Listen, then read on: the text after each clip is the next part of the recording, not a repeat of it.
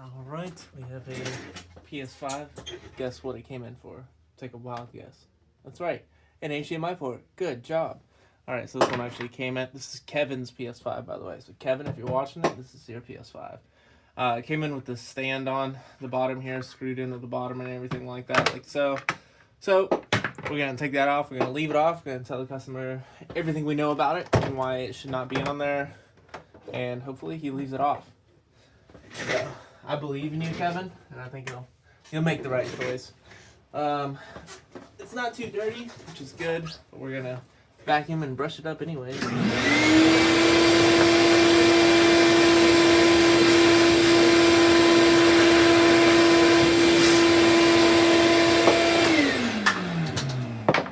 Just because I like to be thorough.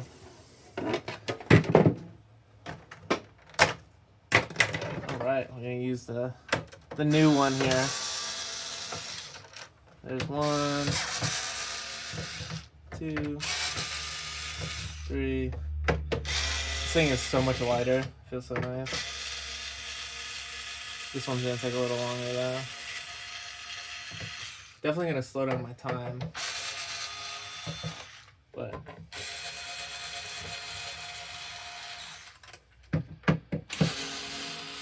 don't know how much by. We'll see. Normally it takes about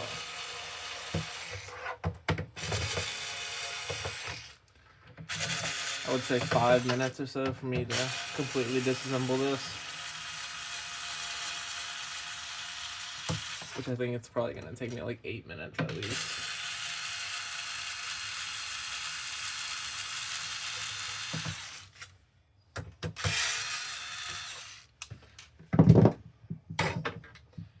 But I'm not too concerned about that. It's a rainy day. Rainy days I usually don't get customers. So it should be a little slower today.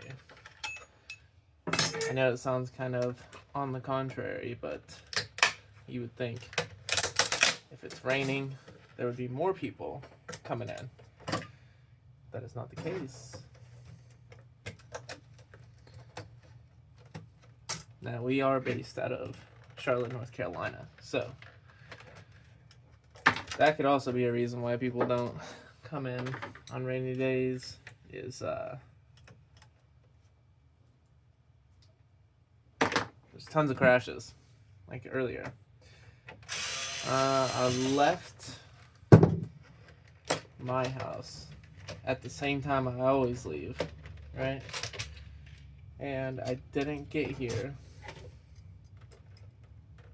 until about 5 to 10 minutes ago, which you have no idea my timeline here. But 5 to 10 minutes ago is about an hour and let me see what time it is actually. Yeah, so oh my goodness. Yeah, it's way late. So I am about, let's see, an hour and 40 minutes behind. Because there was some wreck on the highway that I ran into. And if you don't know, when there's a wreck on the big loop that surrounds Charlotte, 485, they close down everything, right? It's just, or even like, they don't even like necessarily close it down, just like the onlookers cause so much traffic. And so because of that,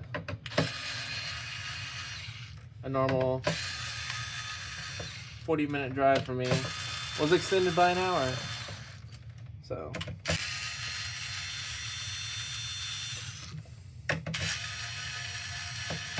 that is what it's like being here.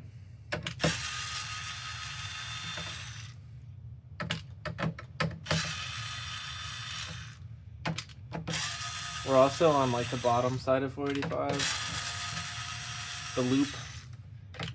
And if you're on the bottom side, traffic's worse. It's worse going to work, and it's worse coming home from work. Now, if you're located on the top of the loop of 485 that surrounds Charlotte, traffic is a lot better. Even in like the heavy traffic, it's better. Like people move quicker, less onlookers, like So, because like a normal drive for me, you know, is like 40 minutes. But with traffic, it's at least an hour and 20 minutes to an hour and a half. So, and that's base traffic. Which means like if there's any traffic at all, that's how slow it is.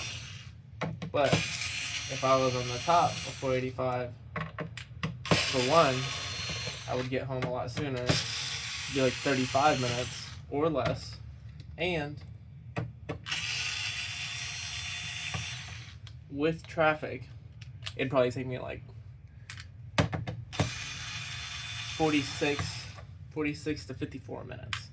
Right, so in all reality, I'm saving about 30 minutes just on the way back.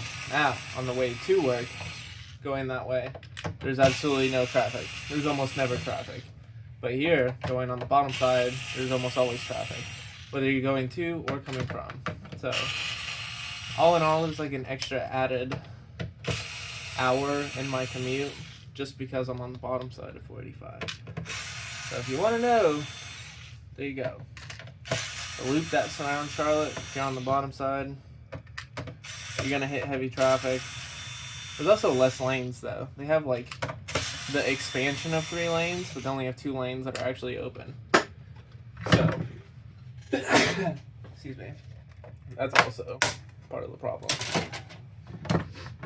Alright, so we got all those screws out. My shoulder is not feeling anything, which is fantastic. That's what I was hoping for. It's a lot slower, definitely. But we're in a relaxed mode today because it's raining and hopefully it doesn't pick up too heavy here. So we can kind of relax today along with everyone else. So, alright, we're going to get this HDMI port swapped out. It looks like the right side of the tab is broken. We're going to take a closer look at it and get that removed. Alright, so this port has never been removed before. This console has never been opened. It does have the overheating issue, but so do every single one of them. So we'll also get that fixed up for him. It doesn't look like his has like the severe overheating problems. It looks like it's, if I put the liquid metal back on, it'll probably just stick and make a nice pulled up area, which is good.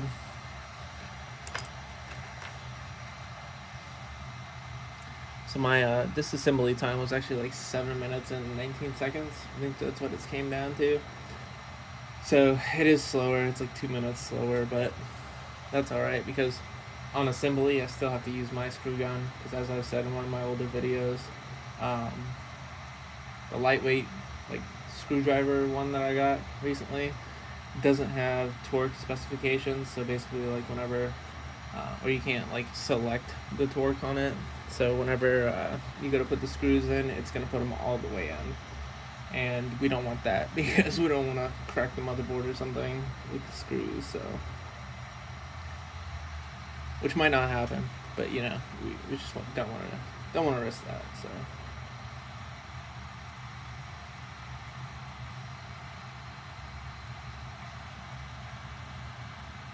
Alright, and it's about ambient temperature in here today, so it should be easier to remove this port with less heat on the board here. Yeah. Alright, there's that. Now we're going to go ahead and let that cool down and take a closer look. Alright, so that's the board there. Everything looks good. Every single one of the pads looks pillowed up still, so we can just leave that solder alone. We'll heat it back up, get a new port on after we prep it, and it should be good to go. Alright, we got the new port prepped, and now we're just heating up the board to get this solder turned into a liquid. Obviously it didn't heat up enough on the right side yet, but that's fine. As long as the port sits on there, we should be okay. Alright, sink back down where it's supposed to. Now we're going to let it heat up a little bit. And we're going to add a little bit of flux. Looks like it's a little dry in there.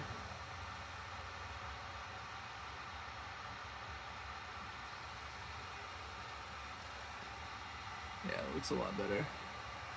Now, you can never use too much of this flux.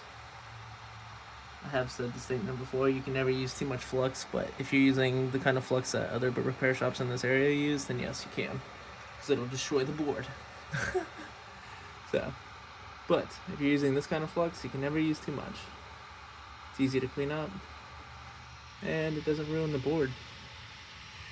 So, we're gonna get that all secured there. Once the solder goes from a liquid to a solid on visuals, like so, we can release, and we'll be able to check now, make sure all the pins are connected on the port, and make sure everything's secure. Like I said, the liquid metal is all separated there, so I'm gonna clean that up real quick, and then we'll get it put back together. Alright, closer look here. The liquid metal is back where it's supposed to be. It's stuck perfectly fine. So like I said, sometimes it doesn't stick, sometimes it does. So this one will be fine, and it shouldn't cause that issue anymore.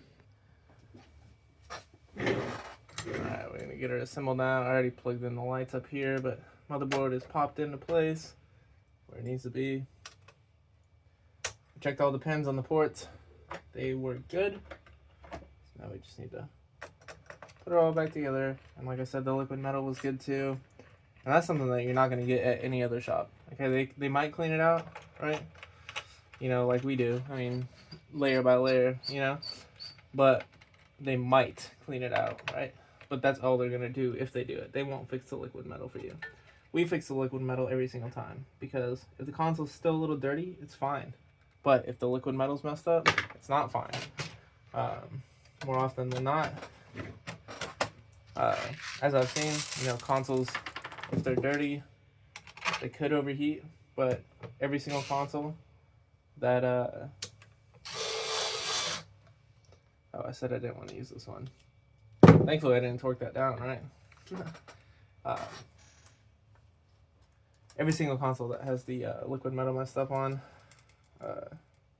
and it's causing an overheating issue. Some of them are like super clean, so being dusty doesn't necessarily matter all the time. Obviously, if it's clogging up the entire heatsink, then you know, it's definitely going to cause an issue. But even then, you know, we still brush and vacuum it out if it is at that level of seriousness. But we always maintain the integrity of the liquid metal.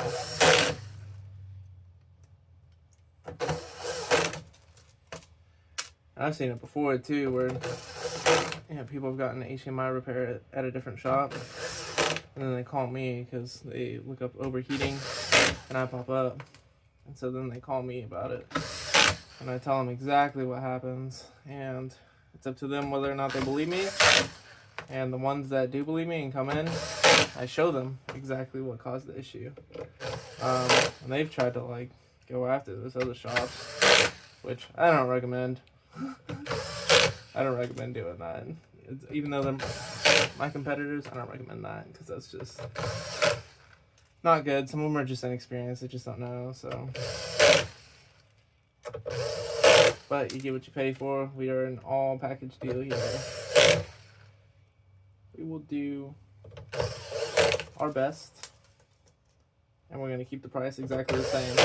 Oh, that's another thing. Yeah, let's go over that, actually. So, other shops, and I've heard about this, right? So they get people in by giving them a great advertising amount, right? We'll fix it for $110, you know?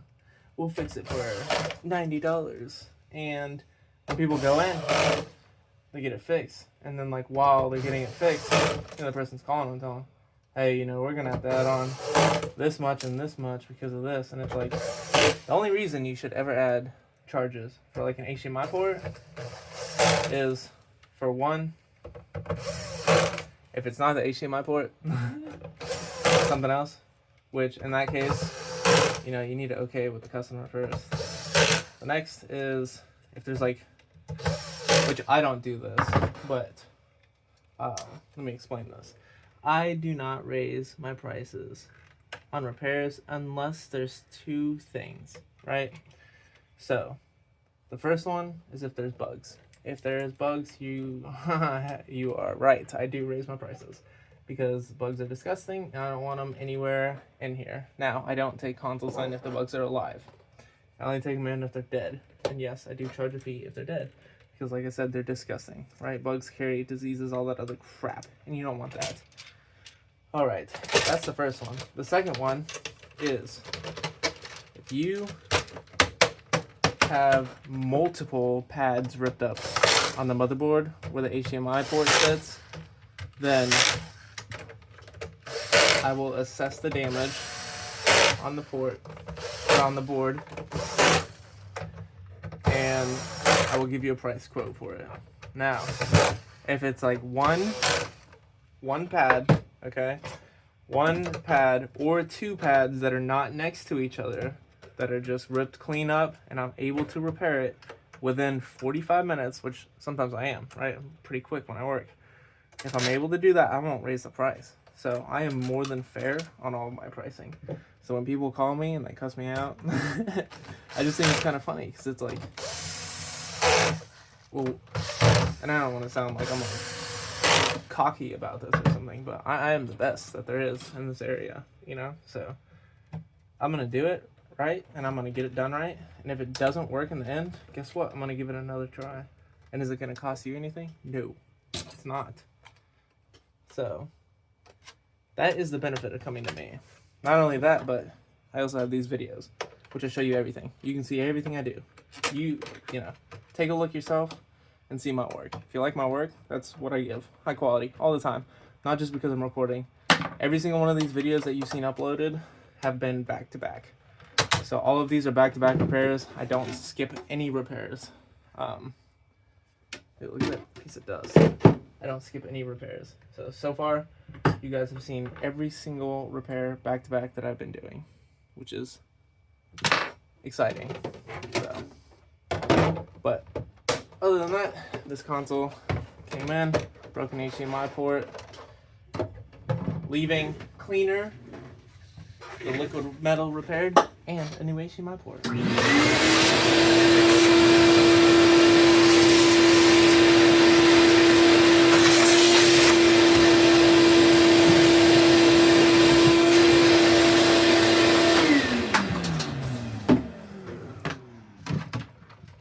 Alright, we're gonna go test it out, make sure everything works. And of course it's working. Why wouldn't it, right? Like I said, we're the best in the area, so you want it done right, come on down to Reapers Electronics. If you see us on YouTube and you're here just to support us on YouTube, thank you very much for watching. There's more to come.